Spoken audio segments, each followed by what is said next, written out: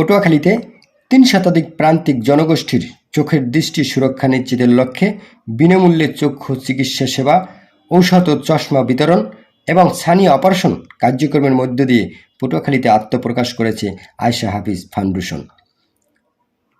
বুধবার ২২ মে দুপুরে শেরেবাংলা বালিকা বিদ্যালয়ে এক অনুষ্ঠানের মধ্য দিয়ে এই ফাউন্ডেশনের জনকল্যাণমুখী কার্যক্রমের আনুষ্ঠানিক উদ্বোধন করেন জেলা পরিষদের চেয়ারম্যান হাফিজুর রহমান ও তার সহধর্মিণী আয়েশা হুমায়রা।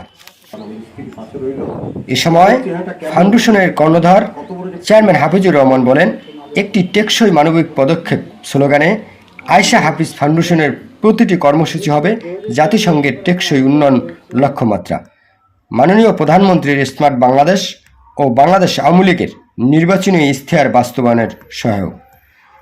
সরকারি চলমান সেবাসমূহে মানুষের দ্বারগড়ায় পৌঁছে দিতে তথ্যের অবাধ প্রচারসহ জলবায়ু পরিবর্তনের ঝুঁকিপূর্ণ জনগোষ্ঠীকে সচেতনতা বৃদ্ধি করা হবে।